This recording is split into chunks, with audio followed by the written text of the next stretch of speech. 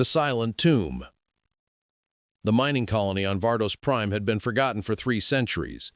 When Captain Elena Vasquez and her salvage crew touched down on the dust-choked surface, they expected nothing more than rusted equipment and empty prefab shelters.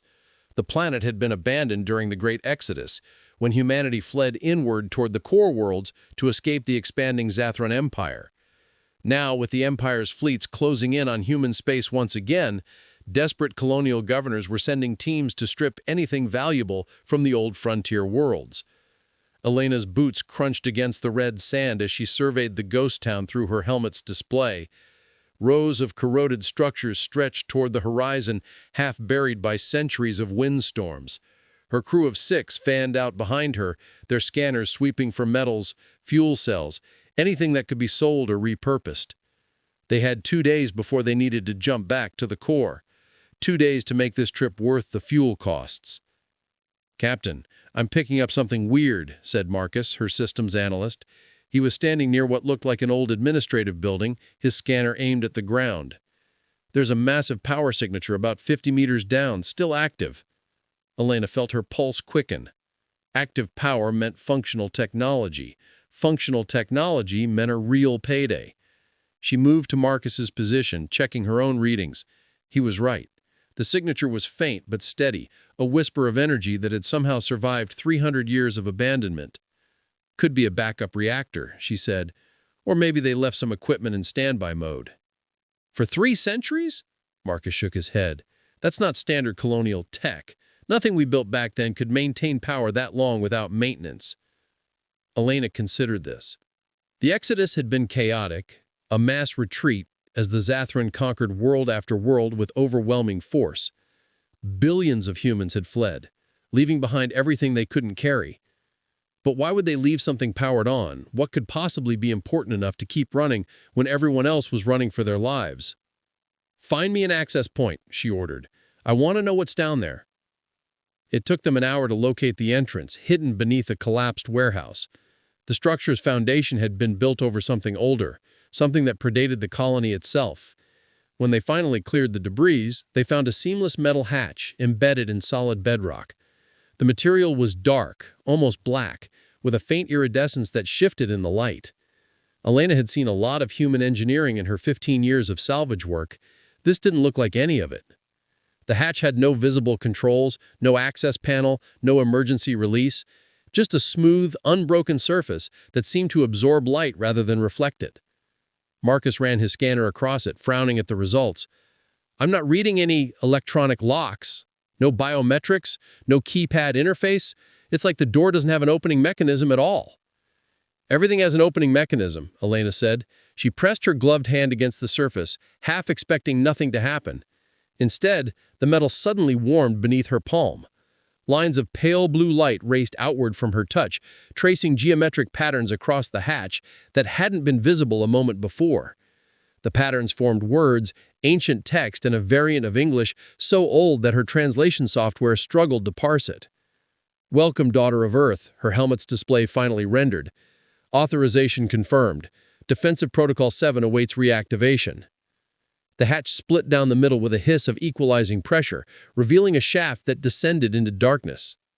Emergency lighting flickered to life along the walls, casting everything in a cold white glow. A ladder led downward, its rungs still solid despite the centuries. Elena's crew gathered around the opening, their faces visible through their helmets' displays. She could see the mixture of excitement and fear in their eyes. This was bigger than a simple salvage run. This was something humanity had built in secret. Something they'd hidden, even from their own colonists. "We go down," Elena said, "but carefully. Mark, you stay topside and monitor our vitals. If anything goes wrong, you get back to the ship and jump out immediately. Understood?" Mark nodded reluctantly. Elena didn't wait for further discussion. She grabbed the ladder and started climbing down, her crew following in single file. The shaft went deeper than 50 meters. At 70 meters, Elena's altimeter showed them passing through solid bedrock that should have been impossible to excavate with colonial-era equipment. At 100 meters, they reached the bottom. The chamber that opened before them was vast. Elena's helmet lights couldn't find the far walls, revealing only the suggestion of enormous space. The floor was the same strange black metal as the hatch, smooth and pristine despite the ages. In the center of the chamber, rising like a monument, stood a cylindrical structure 10 meters tall. It pulsed with that same pale blue light, and as Elena approached, she realized it was covered in the same ancient text. "What is this place?" whispered Sophia, her engineer. Before Elena could answer, the cylinder's light intensified. A holographic interface materialized in the air, displaying star charts and tactical data in formats Elena half recognized from military archives. But the scale was wrong. The weapons classifications were wrong. Everything was built for a kind of warfare that humanity hadn't practiced in centuries, if ever. Then the voice spoke, not through their helmets, but directly into the chamber, resonating from speakers they couldn't see. It was synthetic, emotionless, patient. Hostile forces detected in system. Zathran Empire warships, 3 dreadnoughts, 47 support vessels. Estimated time to planetary bombardment range, 14 hours. Awaiting authorization to engage. Elena's blood turned to ice. The Zathran were here. Already. Intelligence had said they were still 3 systems away, that the colony worlds had time to evacuate. But intelligence had been wrong, and now her crew was standing in some kind of ancient military installation with enemy warships closing in fast.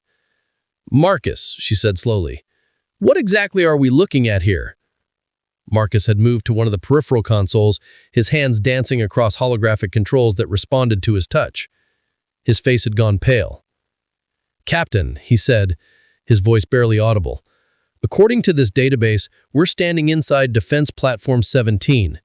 It's one of 12 weapons humanity built during something called the Progenitor War. I've never heard of any Progenitor War. This thing predates the Exodus by at least 500 years. And it still works? It's asking permission to defend us," Marcus said, looking up at her with wide eyes. "From the Zathran. Elena, I think this platform has been waiting here for centuries just in case humanity ever needed it again." The holographic display shifted, showing the 3 Zathran dreadnoughts in high orbit.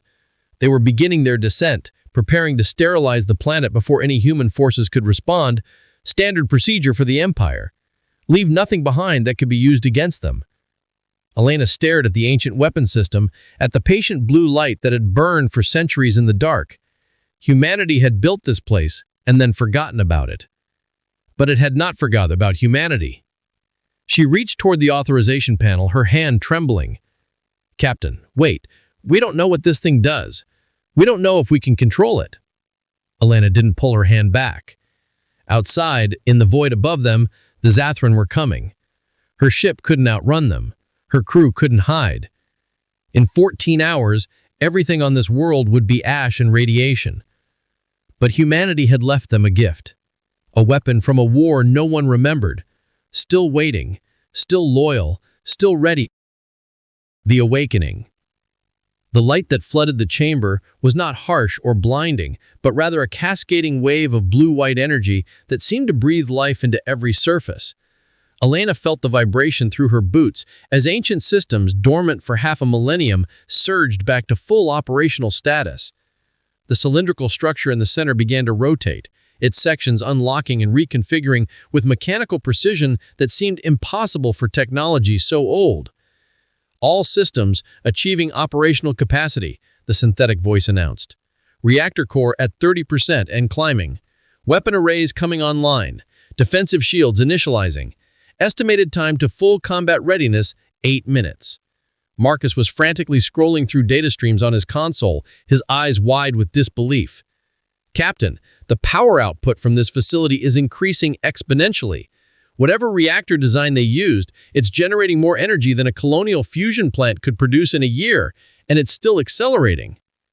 Elena watched the holographic display as new information cascaded across her vision.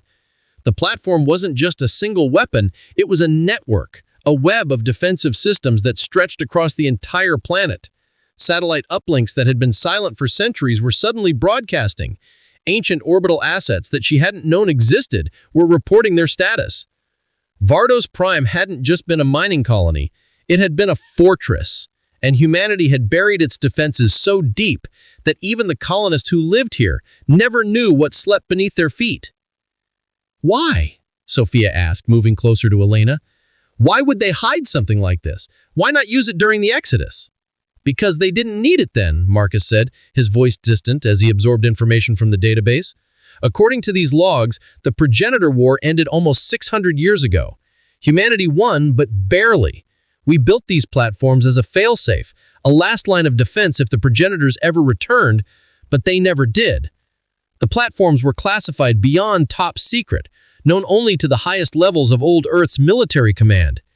When the Exodus happened, that institutional knowledge was lost. Nobody remembered these things existed. The holographic display shifted, showing the 3 Zathran dreadnoughts in high orbit. They were massive vessels, each one carrying enough firepower to crack a planet's crust. The Zathran Empire had conquered 47 human worlds in the last decade, and they'd done it with ships exactly like these. Humanity's modern fleets couldn't stop. Defense Platform 17 is equipped with 12 graviton pulse cannons, 6 antimatter torpedo launchers, and 1 stellar compression beam. The system responded. Current ammunition reserves, unlimited. Energy weapons draw directly from zero-point reactor. Kinetic weapons utilize matter conversion technology for ammunition synthesis. Sophia let out a low whistle. That's not defensive technology. That's planetary siege weaponry. Humanity didn't build these to defend planets, Marcus said, still reading through the historical logs. We built them to kill gods. The progenitors weren't just advanced aliens. According to this, they were beings that could manipulate reality itself, reshape matter with thought, survive in hard vacuum. They seeded life across thousands of worlds, and when their creations became too independent, they came back to wipe the slate clean. Humanity was supposed to die 600 years ago. We survived because we built weapons that could hurt things that shouldn't be able to die. Elena felt the weight of that history settling on her shoulders. The Zathran thought themselves invincible. They'd carved through human space like a knife through paper. Their technology superior to anything the colonies could field. But they weren't gods. They were just another empire, another conqueror. And humanity had already killed things far more terrifying than them. Time to bombardment range? Elena asked. 13 hours, 42 minutes, the platform responded. Do we have enough time to evacuate the crew, get back to the ship? Negative. Zathran vessels have launched interceptor drones. They detected the power surge when the platform activated. Your ship will be destroyed if you attempt to leave the facility. However, this installation is shielded against orbital bombardment. You will be safe here. Trapped. Elena's crew was trapped underground while an alien armada closed in above them. But they weren't helpless. Not anymore. Show me what this platform can do, Elena said. The holographic display expanded, filling the entire chamber with a tactical overview. She saw Vardos Prime from orbit, the planet's surface traced with faint blue lines that marked the platform's shield generators. She saw the Zathran fleet, their ships moving in perfect formation, confident in their superiority. And she saw the platform's weapon systems, 12 points of light hidden across the planet's surface, each one tracking the enemy vessels with patient precision. Graviton pulse cannons can fire from surface through atmosphere with 98% efficiency. Weapons are designed to penetrate Class 7 shielding and disrupt molecular cohesion of target vessels. Antimatter torpedoes utilize slip space guidance to bypass point defense systems. Stellar compression beam draws power directly from planetary core, capable of generating localized stellar-level temperatures, recommended for dreadnought-class targets. Elena studied the tactical display, her mind racing. She'd watched battle reports from the last 10 years of the war, seen how the Zathran fought. They relied on overwhelming firepower and superior shields. They never expected resistance from planetary surfaces. Their entire tactical doctrine assumed they could bombard from orbit with impunity, while their ground forces secured strategic locations. They'd never faced anything like Defense Platform 17. When can we fire? Elena asked. Weapons are now fully operational. However, tactical analysis suggests optimal firing solution occurs in 4 hours, 17 minutes, when enemy formation tightens for final approach.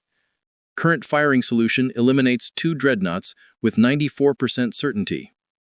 Optimal firing solution eliminates all 3 dreadnoughts with 99.7% certainty. 4 hours. Elena looked at her crew, saw the mixture of fear and anticipation on their faces. They'd come here looking for scrap metal, for fuel cells and spare parts.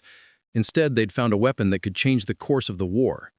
If they could destroy these 3 dreadnoughts, if they could prove that humanity still had teeth, it would send shockwaves through the Empire. The Zathran thought the core worlds were defenseless. They thought humanity was broken, scattered, defeated.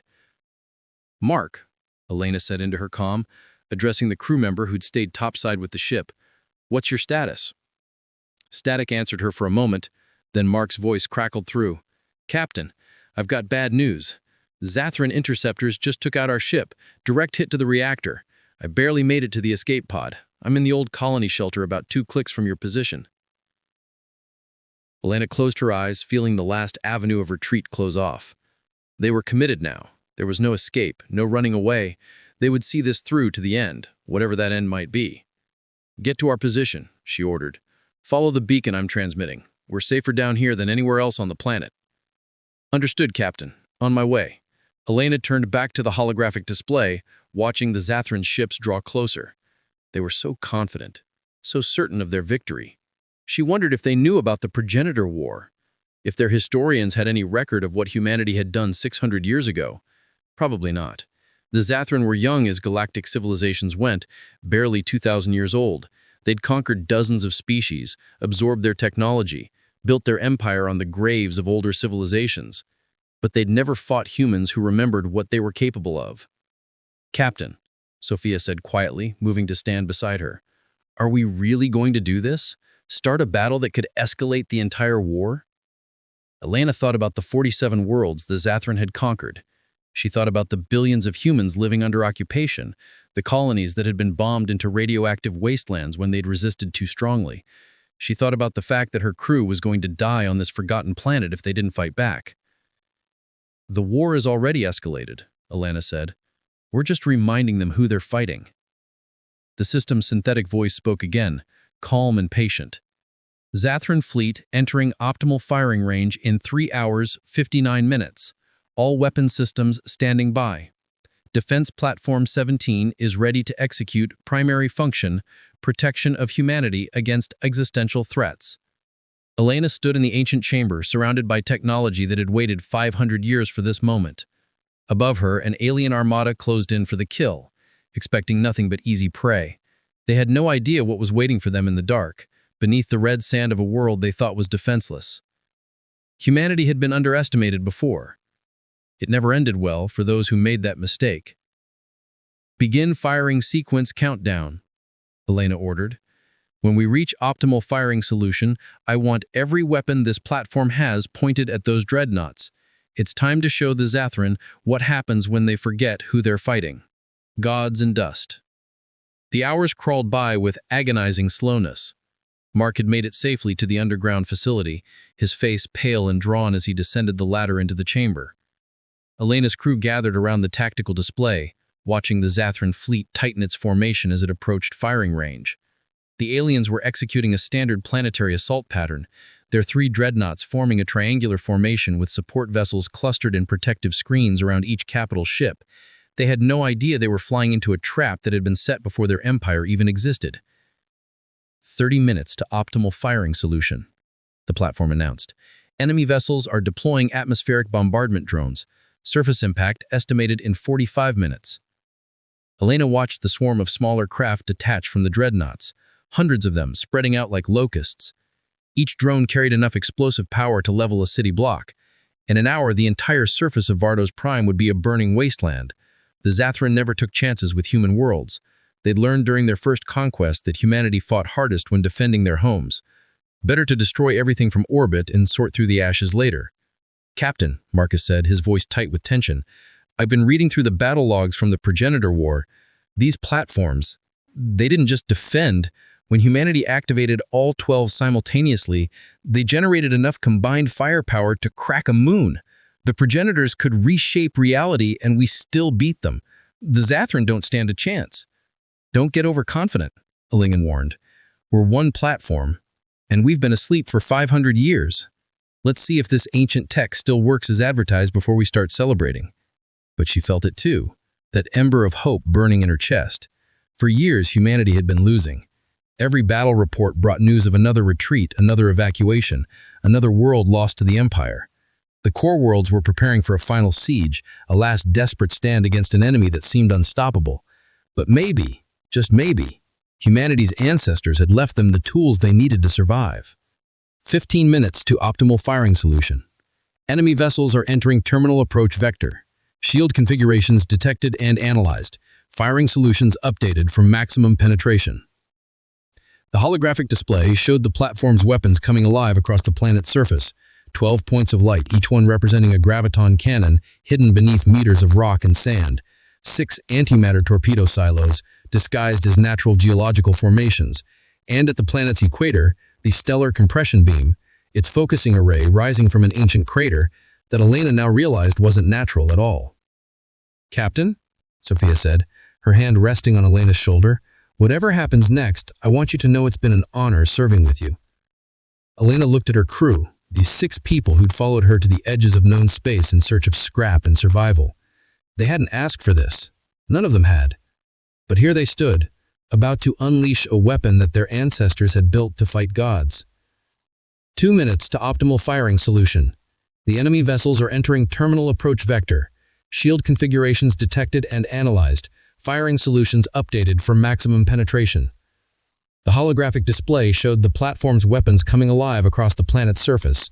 12 points of light, each one representing a graviton cannon hidden beneath meters of rock and sand.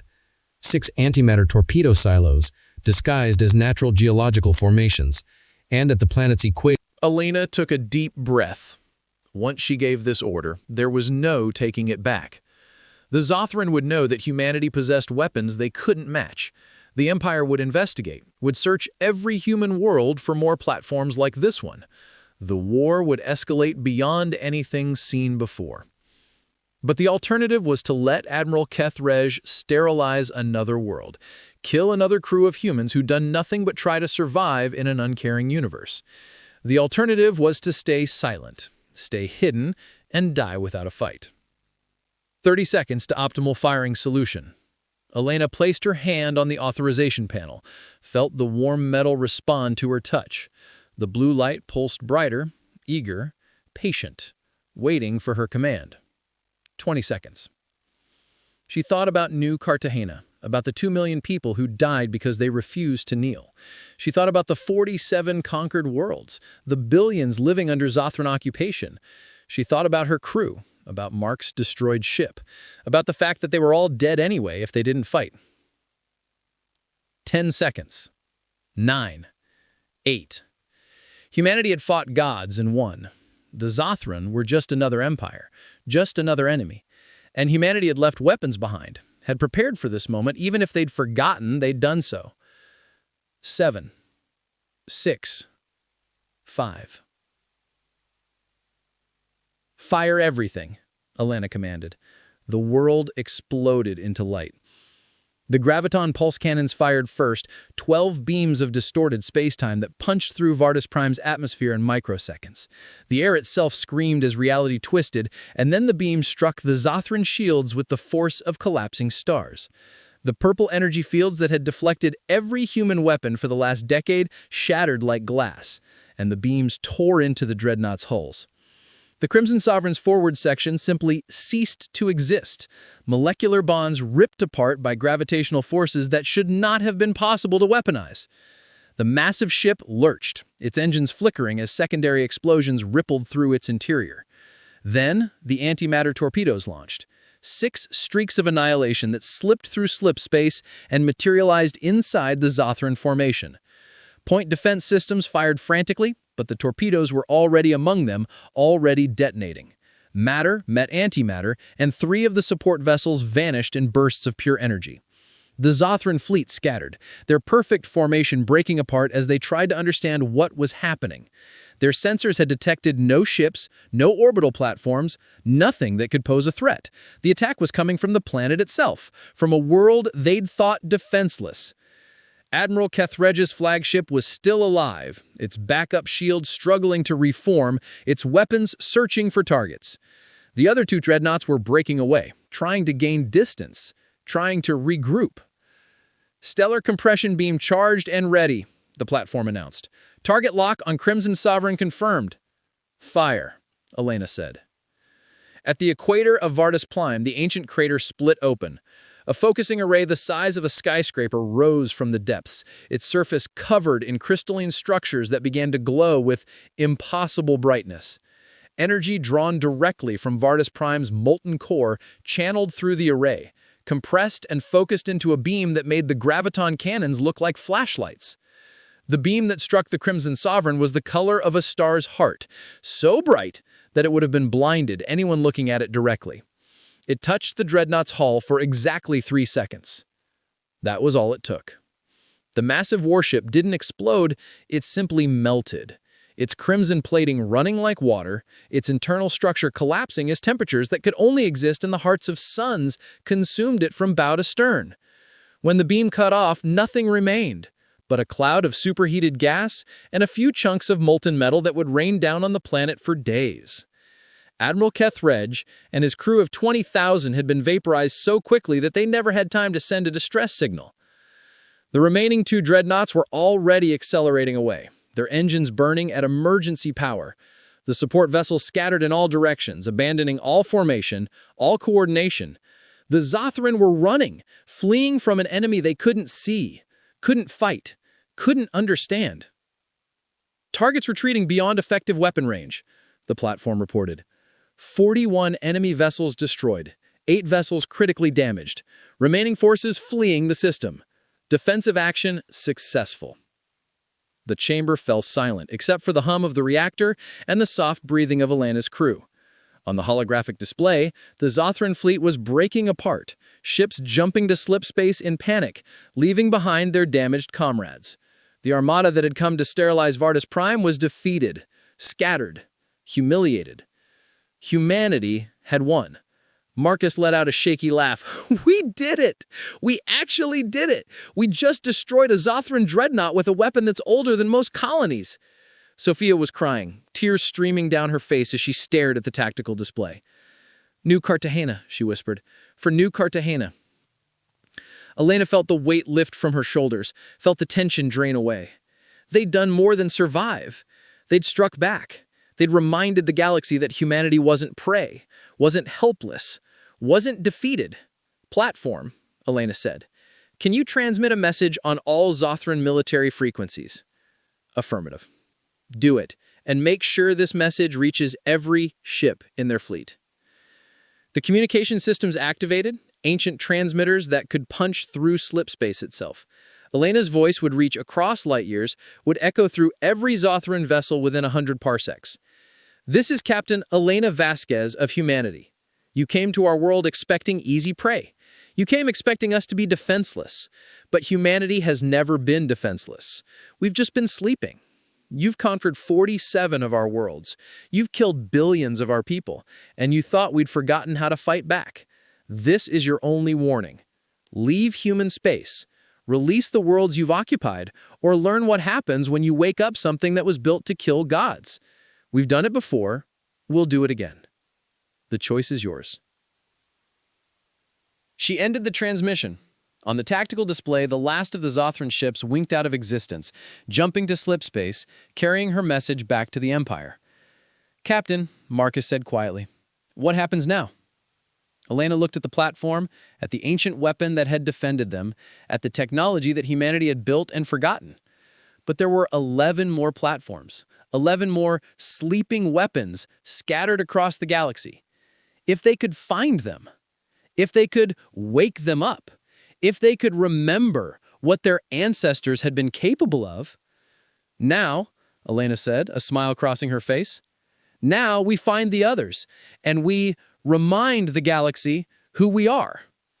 Deep beneath Vardus Prime, Defense Platform 17 pulsed with patient blue light, waiting for the next threat, the next battle. It had been built to defend humanity against extinction. That purpose had not changed in 500 years. And it would not change for 500 more. Above the planet, stars wheeled in their ancient dance, uncaring and eternal. But somewhere in that vast darkness, the Zothran Empire was learning a lesson that would reshape the war. Humanity was not defeated. Humanity was just getting started.